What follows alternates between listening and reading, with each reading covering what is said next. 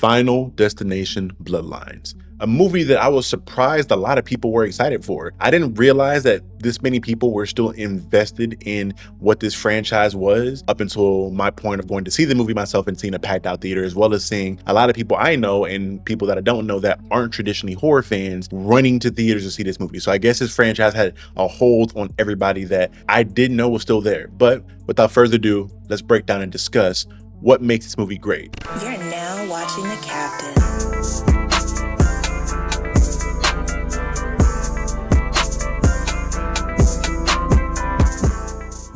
So first and foremost, the thing that I want to talk about is how the people that made this movie more than definitely had to be fans of the prior movies of the franchise, or they did their proper research, because this movie is packed to the brim with nothing but callbacks and different things of the sort to the first movie on forward, even as much as bringing back the GOAT himself, Mr. Tony Todd, to play in his final role. This movie for me was emotional for a minute, just seeing him come in and playing his last role. And honestly, it was a little annoying for me because there are some people in the theater that wasn't aware of who he was really, and they were making fun of the way he looked. So for people that aren't aware, Tony Todd is a all-time horror legend. If you've seen Candyman or damn near any horror movie from the last 40 years just about, you may have seen Mr. Tony Todd in person or heard his voice throughout the movie or throughout animated series as well. He is that iconic of not just a horror actor, it was a true gem. He passed away recently due to cancer that he was fighting for a long time, and this film was his last film that he did.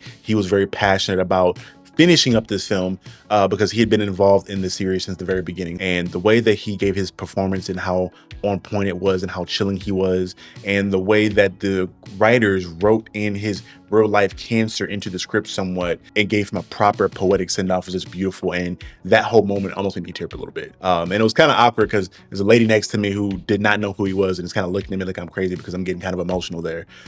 So again, for the horror fans that know ball, RIP to Mr. Tony Todd. But yeah, outside of Tony Todd, there's a bunch of other things that are callbacks to things that people remember. First and foremost, everybody has always, including me, had anxiety of logging trucks historically driving on the highway or anywhere in your town. You make it a point to not drive behind them because all the crazy shit that happened in the second movie, I believe, where a logging truck killed people. So it's stuff all throughout. So I say all that to say the people that wrote this know their stuff. I'll break down a quick synopsis or at least an overview of what the story is without giving away the kills, because if I get too deep into it, then I'll be spoiling the movie for you guys. And because it recently came out and I'm doing this review now, I will do my best not to spoil it for you guys. Even though you know I'm a fan of just giving it how it is. If you click on a video, expect spoilers because you look for spoilers, obviously. But this video, I will not do that. So the movie starts off in a very familiar place. It's a part of the movie that you probably have seen in the trailers a bunch. It starts off essentially with this character by the name of Iris and her boyfriend going on this special date where he is taking her there because he had a friend of a friend who got him into this special restaurant called the Skyrocket, I believe, or something of the sort. It's pretty much just this restaurant that is 9,000 feet high that you would need an elevator to get up to, or there are stairs to get down. And it's just like super big restaurant that's like really high up in the sky and it has views looking above the city. And if you're a fan of the franchise to any extent, you are aware of how these things normally go. Usually the movies start off with a character getting a premonition, seeing how things are going to happen in the film in the beginning, where there's going to be this tragic accident that's going to take the lives of a lot of people that is in the area. Well, this person gets the premonition, they wow the hell out, and then everybody vacates the area, and that ends up saving the lives of everybody that was there. But what happens after that is that everybody that was saved now has to pay the price and die because they were saved by death. Death then comes to collect. He then tracks down everybody that was saved from the accident that he had planned and kills them off one by one in the order that they were supposed to die in the accident.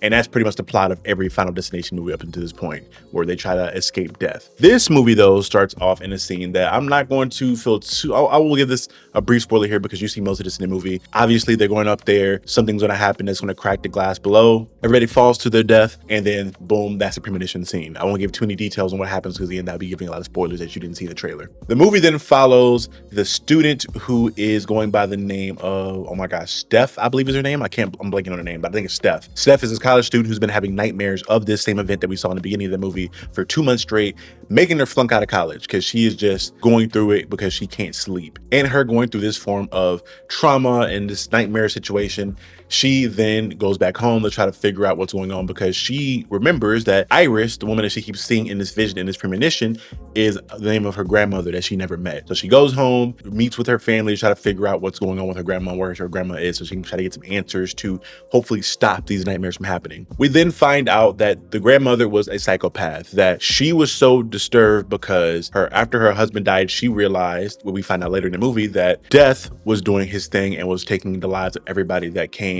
from that accident that survived. So she was doing some crazy shit and pretty much looking at her kids as being in danger no matter where they were. So she pretty much kept the kids inside and away from the outside world for a long time until CPS came to take the kids away.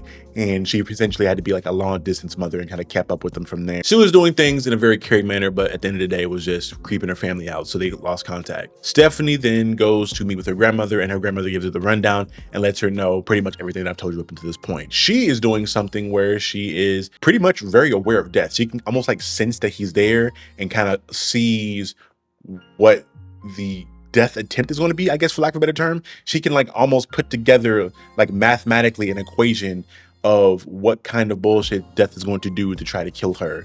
So she's always able to stop it before it happens. And she was able to do so for like decades up until this point in the film. I think for like 20-ish years, maybe 30. And I think this is the interesting thing here is that death in the Final Destination franchise has always been like depicted as this like real mischievous kind of thing. Almost kind of similar to like the Leprechaun from the Leprechaun movies, where he has a sense of humor in the way that he goes about killing people. He like uses things that people have about them in order to kill them in almost in a hilarious way. Like I think historically, I think one of the most infamous kills in the series was I think in the second or third movie, where these women that they're pretty vain, obviously, in the sense of the word, and they're going to a tanning bed place to get their tan on, and they get locked into the tanning beds and then roasted there. So it's something that kind of plays into the irony of who they are as people. And that kind of portrays for the most part the same way here in this film. But we learned that death is not only going to come for Iris and anybody else that went and escaped that tragic accident, obviously, but death is also going to come for the families that were created from the people that escaped there, because the families were never supposed to exist. And because there were hundreds of people in that restaurant that was supposed to come down and they all had families, it took death years upon years upon years to clean up and kill the people and the families of those people up until the point we are at this movie now. So this movie essentially is letting us know that Iris is the first person to have the event happen. Like she's the first person to have the premonition, at least that we've seen up until now into the franchise, because Tony Todd's character that we see reoccur in every movie up until this point, I believe, who kind of gives people a game on how death is working, we find out that he was a young boy that was within the accident that Iris saw. So him and Iris have been communicating, giving each other ideas on how death has been handling things for like the last 20 to 30 years. So essentially the way the timeline works is that Iris and Tony Todd's character, Bloodworth, I believe is his name, they were in the first big accident, or they were saviors of the first big accident, or escapees is a better word, from the first big accident. And everything else that's happened until then has been other random actions that we've seen from the first movie on through. So they've been kind of giving everybody game, trying to save everyone that's been going through the events of death coming for them throughout the franchise up until now. So I feel like this movie may be the final movie in the franchise, but I'm saying that prematurely because you already know how money goes. I feel like this movie is going to do pretty well in the box office due to the fact that it has pretty much mostly positive receptions from everybody that's been seeing this thing, and theaters seem to be packed out. So I find it very hard to believe that we won't either get some kind of a prequel or another sequel spinning off from this. But this movie, I will say, did have like a certain sense of finality within it, especially at the ending. So it's a 50-50, but if I'm looking at Hollywood, I'm always going to lean on the side of they're going to want more money. So we'll see into the movie at some point. That all being said, I want to talk about some of the technical side of this film. The first thing I want to get into is the script here, because when I tell you that this movie is hilarious, it is hilarious. And obviously there are jokes that are written in to be funny, and some of those land. But there's a lot of just like ironic moments in the film that are just hilarious. Some of those are the pump fake kills that you kind of see, where in a movie that may be building up for a potential death at one moment that you're expecting, but then kind of give you the okie doke and kill them off in another way that you weren't expecting, so the kill hits harder. It's different stuff like that. But when they do that in this film, it's funny. They throw it in a lot, and I really enjoyed it. I feel like it wasn't too heavy-handed. And in regards to the characters, they're not too deep. I mean, the characters seem funny. Some of them are interesting, and they do a good job of making you care for a lot of the characters here, because they feel like actual family within this. I think they take the title of this being Bloodlines very seriously here.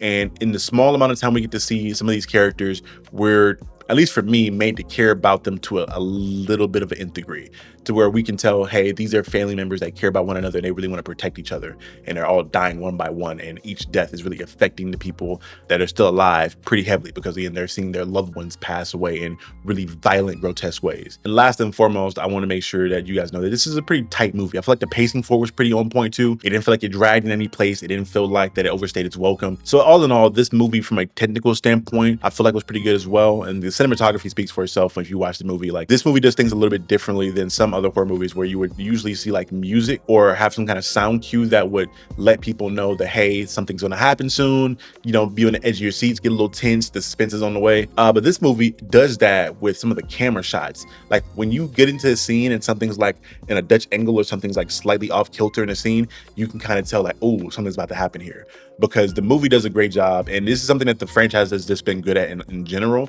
is that it makes you very weary of everything within a scene, because death usually uses anything within a room as an elaborate way to kill you. Literally anything within an environment can be a way for you to go. So when they're painting to something, or they're scrolling over something through a shift of the camera or a pan of the camera, literally you're just kind of scanning for anything that looks dangerous. Pencils, knives.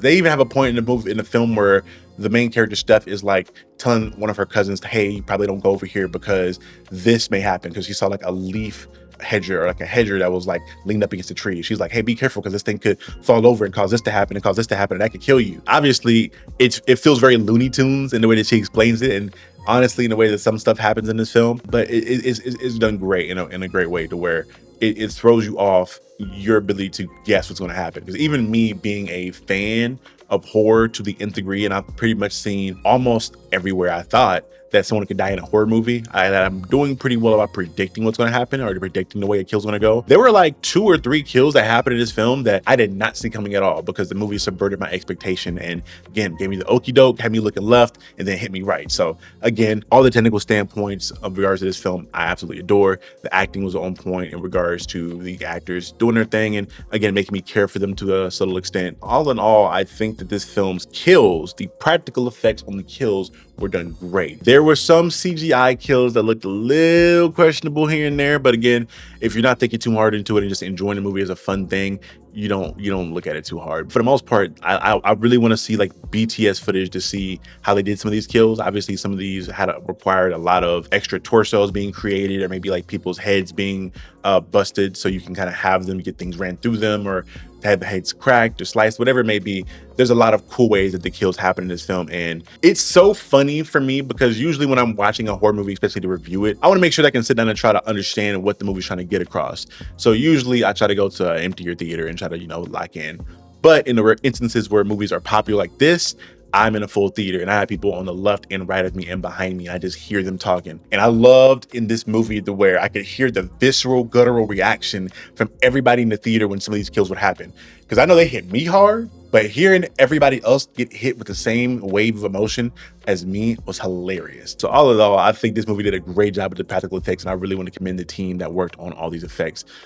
This is amazing. This video is going to be super long, so I wanted to kind of just give you guys my general sentiments over what I saw, because I want this to be spoiler free, because the movie just came out, and it's going to be kind of hard for me to give a review of the film and give a like scene by scene synopsis without giving away the kills. So I'll leave it at that. Again, if you guys watched the movie and enjoyed it, you guys let me know what you thought about the film below. If you guys are a fan of the Final Destination franchise, you feel like this held up to what you were expecting. I think a lot of people that I saw online discussing it say this was the best movie in the franchise thus far, and I would probably have to agree. Now, you could argue some of that is recency bias, because it just came out and I gave it a fresh look, but I really do think that this probably may be the best movie in the franchise, because it was smooth from start to finish. Pacing was great. Everybody seemed to love it that saw it, horror fan or not. I don't even know what kind of genre to put this in. Maybe like like a haunting kind of sort of, I guess. I don't know. Horror has to have a lot of different types of subgenres within it to make it a cohesive thing. So when I get movies like this, I'm really excited to see them as well. But again, you guys let me know what you thought about the movie in the comment section below. What do you rank it? I will probably give this movie myself 8.5 out of 10, maybe a 9, depending on how I wake up and feel about it in the morning. But